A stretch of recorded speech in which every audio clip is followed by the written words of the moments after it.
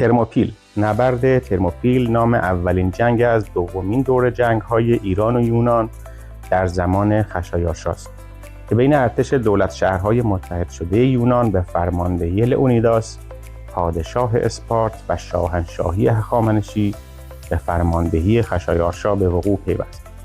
این جنگ در سال 480 قبل از میلاد مسیح در گذرگاه ساحلی و باریک ترموپیل به وقوع پیوست. در این نبرد ارتش شاهنشاهی هخامنشی پاسخی به پیروزی آتنی‌ها در نبرد ماراتون در طول نخستین لشکرکشی ایرانیان در زمان داریوش بزرگ به یونان در سال 490 قبل از میلاد داد. درود دوستان، من ارسلان هستم و منم بهاره. به کانال یوتیوب هیستوریکال خوش اومدید. کتاب تاریخ ایران از آغاز تا اسلام اثر رومن گیریشمن، تاریخ شاهنشاهی هخامنشی نوشته اومستد، تاریخ باستانی ایران بر بنیاد باستانشناسی اثر ارنست هرتزفلد، لشکرکشی خشایارشا به یونان نوشته چارلز هیگنت، تاریخ ایران نوشته حسن پیرنیا و کتاب خشایارشا پادشاهی که به روی دریا پل زد اثر ایرج رامتین. منابع ما در این ویدیو می باشند. اگر محتوای این کانال را دوست دارید لطفاً کانال را سابسکرایب کنید و اگه یوتیوبتون فارسیه رو مشترک شوید کلیک کنید و زنگوله رو هم بزنید تا هر زمان که ویدیو جدید منتشر شد از اون مطلع شوید و تشریف بیارید و ویدیوها رو تماشا کنید. لطفاً ویدیو رو لایک کنید و نظرتون رو هم در کامنت ها برامون بنویسید تا از نقاط قوت و ضعف کارمون آگاه بشیم. خشایارشای یکم مشهور به خشایارشای بزرگ، پسر داریوش بزرگ و آتوسا، دختر کوروش بزرگ، پنجمین شاه هخامنشی. نام خشایارشا از دو بخش خشای به معنای فرمانروا و آرشا به معنای قهرمان پدید آمده است، به معنی فرمانروای قهرمانان. ارنست هرتزفلد در کتاب تاریخ باستانی ایران بر بنیاد باستانشناسی می نویسد هنگامی که خشایارشا به سمت ولایت عهدی گمارده شد لقب اگزرسس بر او نهادند، یعنی آنکه در راستی فرمانروایی می کند. ابوریحان بیرونی در آثارالباقیه نام خشایارشای بزرگ را به صورت اخشفروش و خسروالاول ضبط کرده است. داریوش بزرگ پسران بسیاری داشته و بزرگترین آنها ارتبرزن نام داشته. با این وجود داریوش بزرگترین فرزندش از آتوسا یعنی خشایارشا را به جانشینی انتخاب میکنه. خشایارشا در سال 486 پیش از میلاد در سن 34 سالگی و پس از مرگ پدرش به پادشاهی میرسه. او بر کشوری فرمانروایی میکنه که پر جمعیت ترین شاهنشاهی تاریخ جهان را دارا بوده و 42% از جمعیت کل جهان در این محدوده زندگی میکردند. ایرانیان گستره جغرافی خود را از دره سند در هند تا رود نیل در مصر و ناحیه بنغازی در لیبی امروزی و از رود دانوب در اروپا تا آسیای مرکزی وسعت داده بودند و اون را تبدیل به وسیع‌ترین امپراتوری باستانی تاریخ جهان کرده بودند. شاهنشاهی هخامنشی در بزرگترین گستره خود در سال 480 پیش از میلاد 8 میلیون کیلومتر مربع وسعت داشته. البته برخی اونو 5.5 میلیون کیلومتر مربع میدونن. کمبوجیه در سالهای پس از به تخت نشینی بیش از هر چیز وقت خود را صرف تهیه مقدمات لشکرکشی به مصر کرد. بالاخره در سال 525 پیش از میلاد سراسر مصر را تسخیر کرد. کمبوجیه در ابتدا با پسامتیخ سوم به ملاطفت رفتار کرد و او را به عنوان ساتراپ مصر منصوب کرد. ولی پس از آنکه پسامتیخ علیه او شورش کرد به قتل رسید و به جای او یک فرمانده ایرانی به نام آریاند ساتراپ مصر شد. مصری ها پس از مرگ داریوش از فرصت استفاده کردند و شورشی به راه انداختند. خشایارشا پس از نشستن بر تخت در سال 486 پیش از میلاد با لشکری به سوی مصر رفت و توانست که شورشی را که در آنجا برپا شده بود فرو بنشاند. او برادر خود هخامنش را ساتراپ یا شهربان مصر کرد. بابلیان نیز در اوایل پادشاهی خشایارشا دست به شورش میزنند. خشایارشا به اونجا هم لشکرکشی میکنه و میتونه شورش را پایان میده و زوپیر از سوی او ساتراپ بابل میشه. ولی پس از مدتی ساتراپ کشته میشه و پسرش بقابوخش یا به قول یونانیا مگابیز دوم به جای او شهربان شهر میشه. میگن خشایارشا ضمن سرکوب شورش بابل استحکامات دفاعی آنجا را نابود و به معبد مردوک اهانت و بی‌حرمتی میکنه و مجسمه خدای مردوک را تخریب و شهر را هم غارت میکنه. خشایارشا از شورش بابل به قدری آزرده خاطر شده بود که از اون پس عنوان شاه بابل را از القاب خودش حذف میکنه و خودش رو فقط شاه پارسی ها و مادی ها میخونه.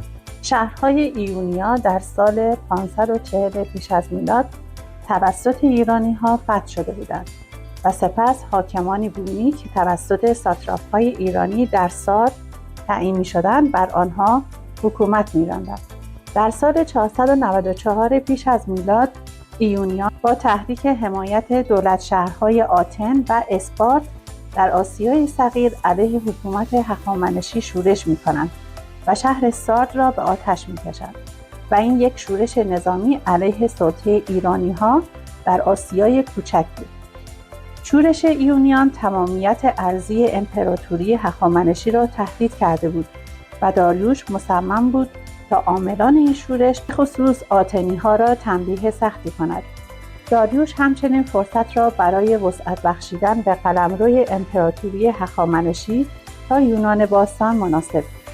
در سال 492 قبل از میلاد یک هیئت اعزامی به ریاست مردونیه داماد داریوش برای امن کردن مناطقی که برای رسیدن به یونان باستان باید از آنها میگذشت و همچنین وادار کردن مقدونیه برای مطیع شدن در برابر امپراتوری هخامنشی اعزام میشه.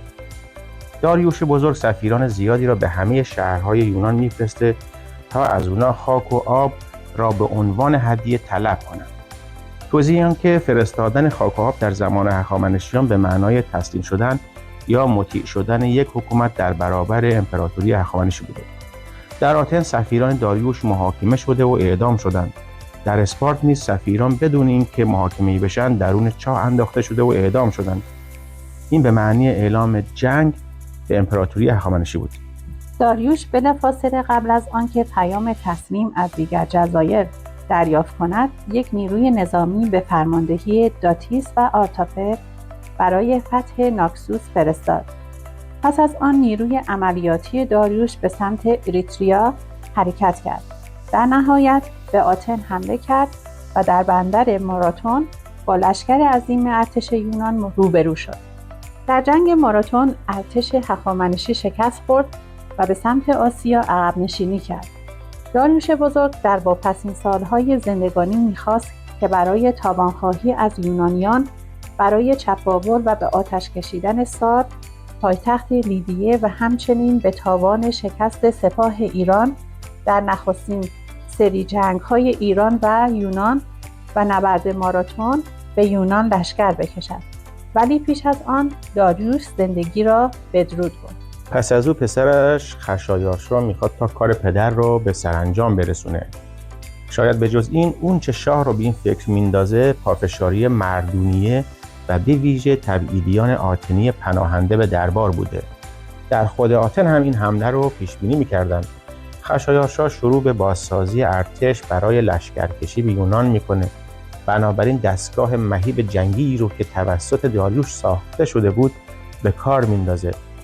از اونجا که این لشکرکشی یک حرکت نظامی عظیم و بیمانند بوده، نیاز به برنامه ریزی بلند مدت داشته. اگر محتوای این کانال را دوست داشتید و تا به حال کانال را سابسکرایب نکردید، لطفاً کانال را سابسکرایب کنید و زنگوله رو هم بزنید تا زمانی که ویدیوی جدید منتشر شد از اون مطلع بشید. چنانکه مورخین یونانی نوشتند 46 گونه مردم از نژادها و ملل مختلف در این جنگ شرکت داشتند.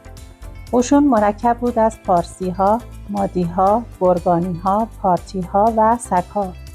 به این سپاهیان اهالی آسور، عربستان، هند، لیدیه، حبشه و سایر ممالک تابع ایران ضمیمه شده بودند و 29 فرمانده که همه پارسی بودند بر این سپاهیان ریاست داشتند. مادها و بابلیان فقط دارای مشاغل فرعی بودند. پیاده نظام به چند لشکر و سوار نظام به 3 قسمت تقسیم شده بود و شاه با تمام خانواده هخامنشی همراه قشون حرکت می‌کرد. اومسته در کتاب تاریخ هخامنشیان می‌گوید 7 شبانه روز سربازان از یک پل می‌گذشتند و بار و بونه از پل دیگر برده می‌شد. خشایارشا تنگه داردانل را به عنوان یک پل برای انتقال ارتشش به اروپا انتخاب میکنه. لازمه اون حفر یک کانال در باریکه مونت آتوس بود. طبق گفته هرودوت حفر کانال 3 سال طول میکشه و به جای دور زدن کوه آتوس دو طرف دریا را از طریق خشکی و کانالی که از نزدیکی کوه آتوس میگذشت به هم متصل کردند. با اینکه مدت‌ها وجود این کانال تکذیب میشد، ولی شواهد باستانشناسی که به تدریج از قرن 19 در کنار هم جمع اومدن در نهایت وجود این کانال رو تایید کردند. به واسطه این کانال ناوگان دیگری میتوانستند به راحتی وارد سرزمین یونان شوند. علاوه بر این خشایار در ذهن خود قصد داشت با کمک این کانال راه تجارت خود را آسان‌تر نماید. تا قبل از سال 480 قبل از میلاد تدارکات کامل شد و ارتشی که خشایارشا در سارد جمع کرده بود از طریق 2 پل موقتی که داریوش احداث کرده بود راهی اروپا شد.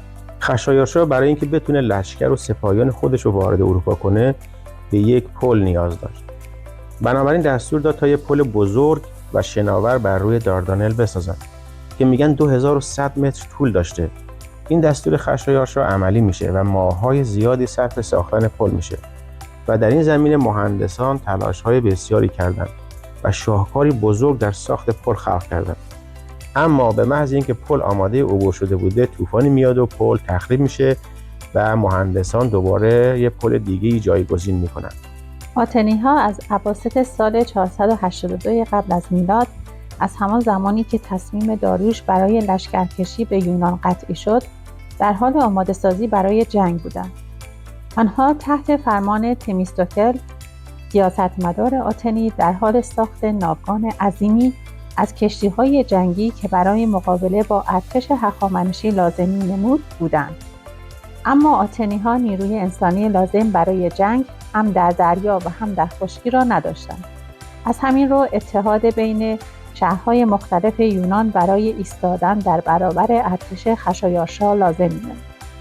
سپس با درخواست آتن و اسپارت پیمان اتحادی بین شهرهای یونان منعقد شد و یک نیروی 10,000 نفری از هوپلیت‌ها در دره تمپ حاضر شد، مکانی که یقین داشتند ارتش خشایارشا از آنجا گذر خواهد کرد. با این حال اسکندر اول مقدونی به آنها هشدار داد که دره تمپ می‌تواند توسط گذرگاه دور زده شود.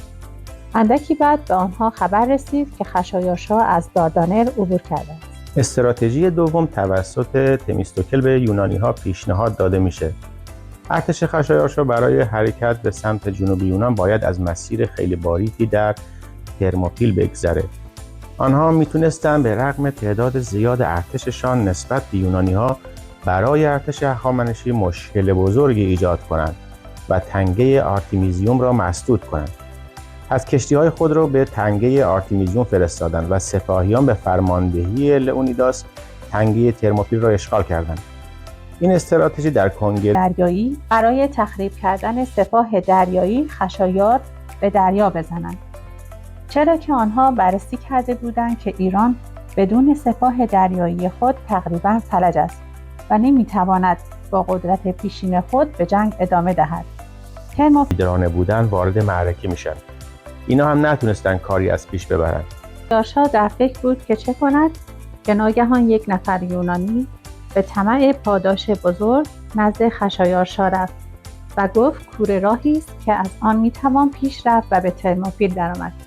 این شخص باعث نابودی یونانی‌های ترموپیل گردید.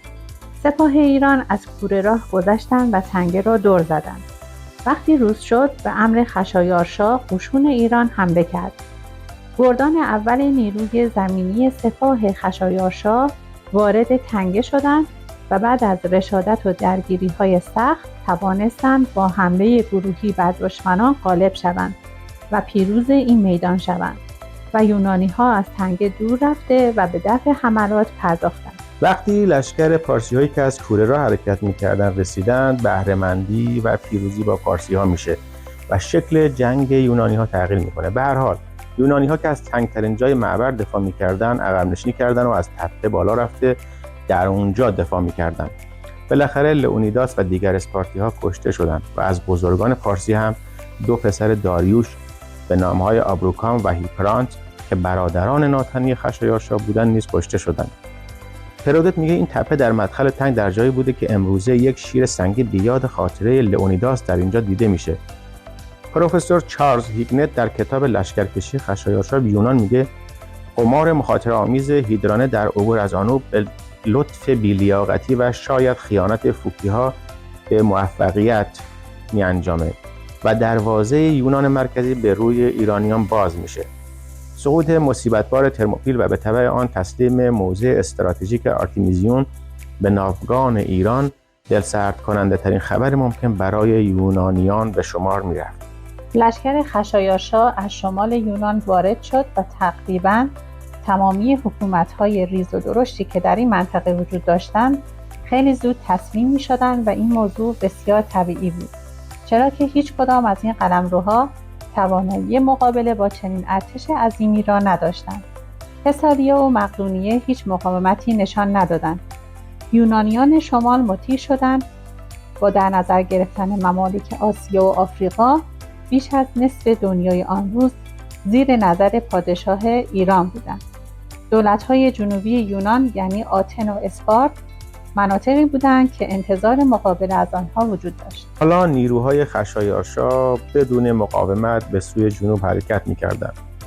در سال 480 پیش از میلاد ایرانیان وارد آتن شدند و با نهایت حیرت دیدند که آتنیان شهر را تخلیه کرده و به جزایر سالامیس و جاهای نزدیک دیگر رفتند و فقط چند تن از سالمندان و گروهی از مرتجعان خرافاتی در آکروپولیس که واقع بر تپه مرکزی شهر بود پناه گرفته بودند. ایرانیان پس از ورود به شهر آکروپولیس را به تلافی آتش زدن سارت و آتش کشیدند. خشایارشا که اکنون اختیاردار آتن شده بود، پیکی روانه شوش کرد و پیروزیش رو اطلاع داد. سپاس از همراهیتون که تا پایان ویدیو با ما همراه بودید. اگر محتوای کانال رو پسندیدید لطفاً کانال را سابسکرایب کنید و اگه یوتیوبتون فارسیه رو مشترک شوید کلیک کنید و زنگوله رو هم بزنید تا هر زمان که ویدیوهای جدید منتشر شد از اون مطلع شوید. لطفاً ویدیو رو لایک کنید و نظرتون رو هم در کامنت ها برامون بنویسید تا از نقاط قوت و ضعف کارمون آگاه بشیم. حمایت شما انگیزه ما رو چند برابر میکنه تا ویدیوهای بهتری را از نظر کیفی و کمی براتون آماده کنیم و به اشتراک بذاریم. به روزگار و شادکام باشید. تا ویدیوهای بعدی.